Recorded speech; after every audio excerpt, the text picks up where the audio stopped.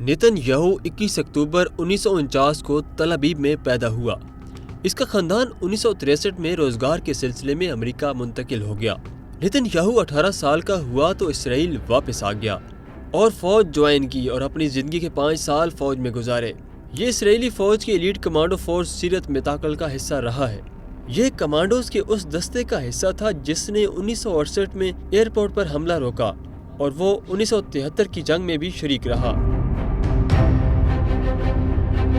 فوجی خدمات کے بعد نیتن یاہو واپس امریکہ چلا گیا، جہاں اس نے ماسٹرز کی ڈگری حاصل کی۔ بنیامین نیتن یاہو کے بھائی جوناتھن سن 1976 میں اس وقت مارا گیا جب اسرائیلی کمانڈوز نے یوگنڈا میں ایک اغوا شدہ اسرائیلی طیارے کو آزاد کرانے کے لیے آپریشن کیا۔ اس کے بھائی کی اس آپریشن میں ہلاکت نے ان کے خاندان کو پورے اسرائیل میں مشہور کر دیا۔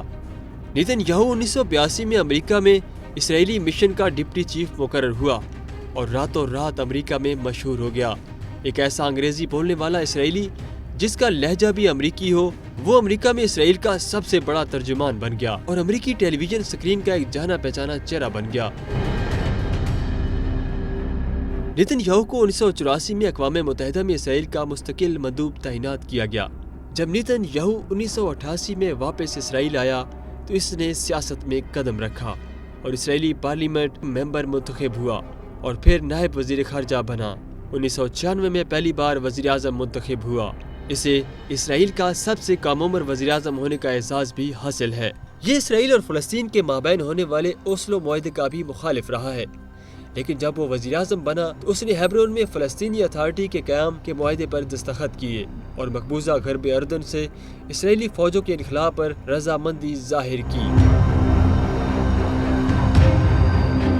اسے 1999 میں ہونے والے انتخابات میں اپنے سابقہ کمانڈر ایہود باراک سے شکست کا سامنا کرنا پڑا۔ نیتن یاہو 2009 میں دوسری بار وزیر اعظم منتخب ہوا۔ اس نے فلسطین کے ساتھ امن مذاکرات کو کامیاب بنانے کی غرض سے غرب اردن میں یہودی آبادکاریاں 10 ماہ کے لیے روک دیں، لیکن 2010 میں اس سلسلے میں ہونے والے مذاکرات ناکام ہو گئے۔